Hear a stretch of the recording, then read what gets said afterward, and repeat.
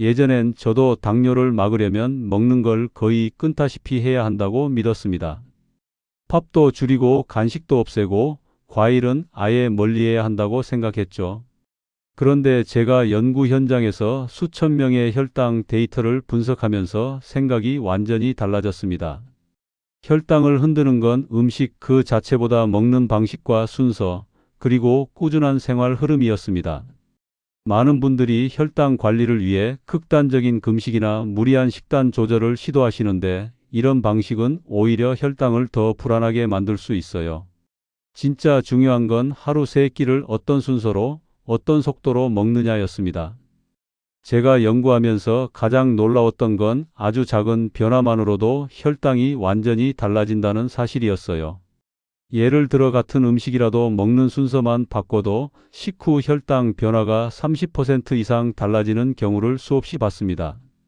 음식의 양을 절반으로 줄이는 것보다 순서를 바꾸는 게 더 효과적인 경우도 많았어요. 하지만 아직도 많은 분들이 혈당 관리를 복잡하고 어려운 일로만 여기시더라고요.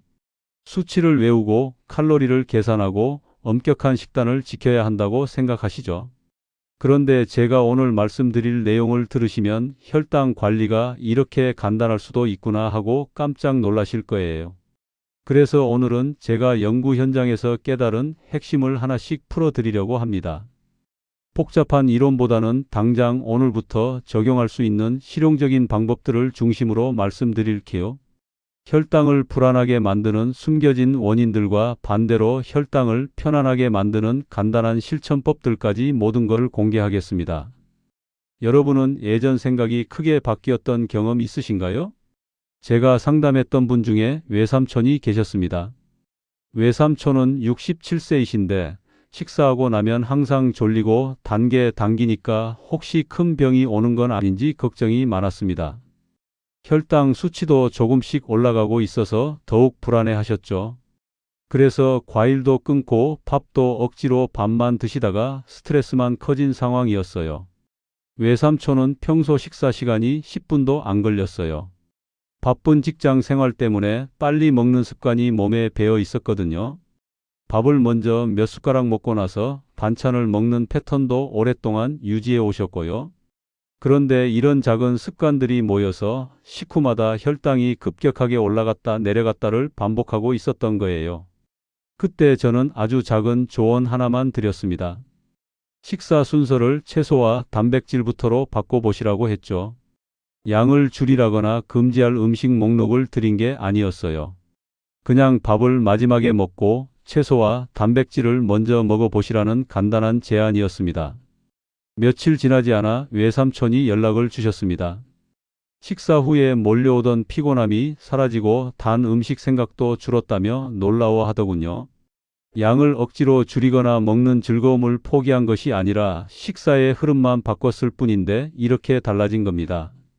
이런 사례를 연구하면서 제가 깨달은 건 혈당 관리의 핵심이 금지와 제한이 아니라는 점이었어요. 오히려 올바른 순서와 방식을 알면 더 편안하고 지속 가능한 관리가 된다는 걸 확신하게 됐습니다. 혹시 아직 구독과 좋아요를 누르지 않으셨다면 지금 바로 눌러주세요. 이 채널은 여러분의 건강한 노년을 응원합니다. 오늘 이 영상에서 말씀드릴 내용은 여러분의 혈당 관리 방식을 완전히 바꿀 수 있는 중요한 지혜입니다. 끝까지 보시면 왜 지금 당장 습관을 바꿔야 하는지 분명하게 깨닫게 되실 겁니다. 마지막에 나올 단 하나의 실천법이 모든 것을 바꿀 수 있거든요. 뒤에 나올 핵심 방법을 모르시면 지금까지의 노력이 의미 없어질 수 있어요. 이렇게 작은 변화만으로도 충분히 달라질 수 있습니다. 이제 본격적으로 혈당을 흔드는 일상 속 요소들을 하나씩 짚어보겠습니다. 혈당을 불안하게 만드는 일상 속 6가지 요소. 먼저 식사 속도부터 말씀드릴게요. 빨리 먹으면 포도당이 짧은 시간 안에 쏟아져 들어가면서 혈당이 급하게 출렁입니다. 우리 몸은 갑자기 들어오는 당분에 놀라서 인슐린을 과도하게 분비하게 돼요. 그러면 혈당이 급격히 올라갔다가 또 급격히 떨어지면서 피로감과 허기를 동시에 느끼게 됩니다.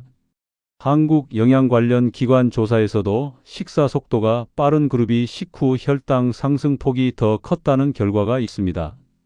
특히 5분 이내에 식사를 마치는 분들은 20분 이상 천천히 드시는 분들보다 혈당 변동이 2배 가까이 컸어요. 68세 박영수님은 급하게 드시는 습관 때문에 식후마다 피곤함이 심해져서 상담을 받으러 오셨는데 식사 시간만 늘려도 큰 변화를 경험하셨습니다. 한 입 삼키고 최소 2번 숨을 고르며 식사 시간을 15분 이상 확보해 보세요. 처음엔 답답하실 수도 있지만 일주일만 지나도 자연스러워집니다. 여기서 주의할 점은 식사 중 TV나 스마트폰을 보면 다시 속도가 빨라진다는 거예요. 집중해서 천천히 드셔야 효과가 유지됩니다. 평소 식사 속도는 어느 정도이신가요? 두 번째로 공복 과일 습관을 살펴보겠습니다. 공복에 과일을 먹으면 당이 더 빨리 흡수되어 혈당이 출렁일 수 있습니다. 과일 자체가 나쁜 게 아니라 타이밍의 문제예요. 공복 상태에서는 위가 비어 있기 때문에 과일 속 당분이 바로 소장으로 내려가서 급속하게 흡수됩니다. 여러 국내외 연구에서 공복 섭취보다 식후 일정 간격 섭취가 혈당 변동을 줄인다는 결과가 있습니다. 미국 당뇨 관련 연구소에서도 같은 양의 과일이라도 식후 2시간 뒤에 먹으면 혈당 상승이 40% 정도 완만해진다고 발표했어요. 72세 김선희님은 아침 공복 과일 때문에 오후 피로가 반복됐는데 과일 시간을 식후로 옮기신 뒤 하루 종일 에너지가 고르게 유지된다고 하시더라고요. 식후 2시간 전후로 사과나 배처럼 혈당 지수가 낮은 과일을 선택해 보세요. 양도 주먹 크기의 절반 정도가 적당합니다. 특히 수박, 파인애플처럼 혈당 지수가 높은 과일은 양을 더 줄이시고 가능하면 다른 음식과 함께 드시는 게 좋아요. 과일은 보통 언제 드시는 편인가요? 세 번째는 백미 섭취량 문제입니다. 백미는 정제 과정을 거쳐서 섬유질이 제거되고 전분만 남아 있어요. 그래서 빨리 흡수되기 때문에 양 조절이 중요합니다. 현미나 잡곡에 비해 혈당을 올리는 속도가 2배 이상 빠르거든요. 탄수화물 섭취량과 혈당 변동 사이에는 명확한 연관이 있다는 국내 연구가 있습니다.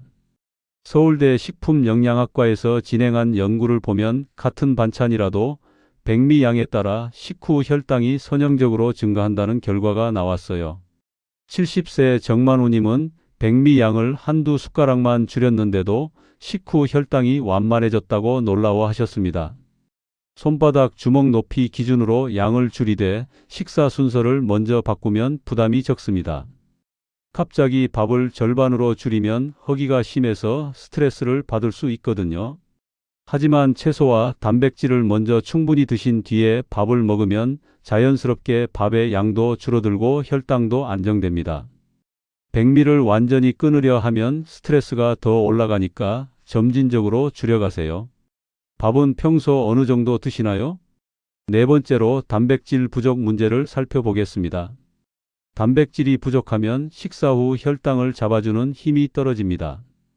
단백질은 소화되면서 아미노산으로 분해되는데 이 과정에서 혈당 상승을 늦춰주는 역할을 해요. 또한 포만감을 오래 지속시켜서 과식을 방지하는 효과도 있습니다. 단백질을 먼저 섭취하면 식후 혈당 상승을 낮춘다는 해외 연구가 다수 있습니다. 일본 도쿄대학교 연구팀이 발표한 내용을 보면 탄수화물보다 단백질을 15분 먼저 섭취했을 때 혈당 상승이 28% 줄어들었다고 해요.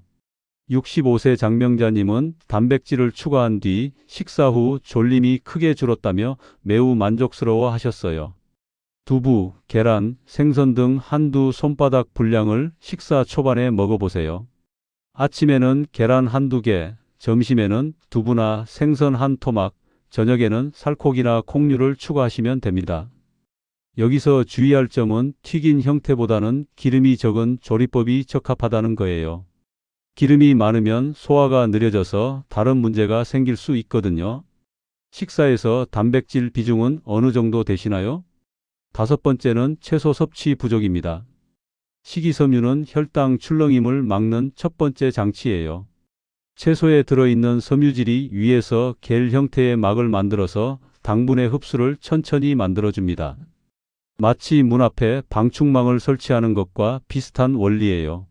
한국식품영양학회 자료에서도 채소 섭취량과 혈당 안정성의 연관이 확인된 바 있습니다. 하루 채소 섭취량이 권장량의 80% 이상인 그룹은 50% 미만인 그룹보다 식후 혈당 변동이 35% 적었어요. 69세 송지훈님은 생채소 한 접시만 추가해도 식후 불편함이 훨씬 줄었다고 하시더라고요. 식사 시작 시 채소 2접시부터 먹어보세요. 상추, 양배추, 오이, 당근처럼 생으로 먹을 수 있는 채소가 효과적이에요. 삶거나 볶은 채소도 좋지만 생채소의 섬유질이 혈당 조절에는 더 도움이 됩니다. 여기서 주의하실 점은 양념이 강하면 효과가 줄어든다는 거예요. 마요네즈나 드레싱을 많이 넣으면 오히려 칼로리가 늘어날 수 있거든요. 채소는 평소 얼마나 드시나요? 마지막으로 물 섭취 부족 문제입니다. 충분한 수분 섭취가 혈당 관리에 직접적으로 도움이 됩니다. 탈수 상태가 되면 혈액이 농축되면서 혈당 농도가 상대적으로 높아져요. 또한 신장에서 포도당을 재흡수하는 과정도 영향을 받을 수 있습니다. 미국 당뇨학회에서 발표한 자료를 보면 하루 물 섭취량이 1리터 미만인 그룹이 2리터 이상 드시는 그룹보다 혈당 변동이 더 컸다고 해요. 특히 식사 30분 전에 물 한 컵을 마시면 포만감도 높아지고 과식도 방지할 수 있어요. 74세 한승우님은 하루 물 섭취량을 늘린 뒤 식후 목마름도 줄고 전반적으로 컨디션이 좋아졌다고 하시더라고요. 식사 30분 전과 식후 1시간에 물 한 컵씩 드셔보세요. 하루 총 1.5리터에서 2리터 정도가 적당해요. 너무 차가운 물보다는 미지근한 물이 소화에도 부담이 적습니다. 단, 식사 중에는 물을 너무 많이 마시지 마세요. 위액이 희석되어서 소화가 방해받을 수 있거든요. 이제 이렇게 흔들리는 요소들을 알았으니 다음에서는 혈당을 편안하게 만드는 실천법을 정리해 보겠습니다. 혈당을 편안하게 만드는 생활 실천법 완전 정리. 첫 번째로 거꾸로 식사법에 대해 자세히 알아보겠습니다. 채소와 단백질을 먼저 먹으면 포도당 흡수가 자연스럽게 늦춰집니다. 이건 단순한 순서 바꾸기가 아니라 우리 몸의 소화 과정을 이해한 과학적인 방법이에요. 섬유질과 단백질이 위에서 보호막을 만들어주기 때문에 나중에 들어오는 탄수화물의 흡수가 천천히 일어나거든요. 실제로 제가 상담한 분들 중에 이 방법만으로도 식후 혈당이 30에서 40 정도 낮아지신 경우가 많았어요. 처음에는 어색하시지만 일주일 정도 지나면 자연스러워지시더라고요. 너무 배고플 때는 천천히 씹어 먹어야 효과가 유지됩니다. 급하게 드시면 결국 똑같거든요. 밥은 마지막, 채소와 단백질은 시작에 배치하는 이 순서 한번 시도해 보실까요? 두 번째는 손바닥 저울법입니다. 숫자를 외울 필요 없이 손 크기로 양을 조절할 수 있어요. 손은 몸 크기에 비례하기 때문에 개인차를 자동으로 반영해주는 천연 저울이라고 볼 수 있어요. 복잡한 계산이나 앱을 사용할 필요도 없고 어디서든 쉽게 적용할 수 있는 방법입니다. 손이 작거나 크다고 크게 문제되지 않습니다. 일정 기준을 만드는 것이 핵심이에요. 중요한 건 매일 비슷한 기준으로 양을 유지하는 거거든요. 밥은 주먹 크기, 과일은 반 주먹, 단백질은 손바닥 한두 장 정도면 적당해요. 채소는 두 손으로 움켜쥘 수 있는 양이면 충분합니다. 오늘 식사에서 한번 적용해 보실 생각 있으신가요? 세 번째는 식후 2시간 간식 타이밍입니다. 혈당이 안정되는 시간에 과일을 섭취하면 출렁임이 적어요. 식후 2시간은 혈당이 최고점을 찍고 다시 내려오기 시작하는 시점이거든요. 이때 소량의 간식을 드시면 혈당 그래프가 롤러코스터처럼 오르내리지 않고 완만하게 유지됩니다. 배가 너무 고프지 않은 시간에 먹어야 합니다. 너무 배가 고프면 결국 과식하게 되거든요. 혈당 지수가 낮은 과일을 소량 섭취하시면 돼요. 사과 반 개, 배 3분의 1개, 방울토마토 5개 정도가 적당한 양입니다. 견과류 한 줌과 함께 드시면 더욱 좋아요. 여러분은 보통 간식 시간을 어떻게 관리하시나요? 네 번째로 하루 한 끼 생채소 원칙을 말씀드릴게요. 섬유질을 충분히 확보하면 식사 후 불편감이 크게 줄어듭니다.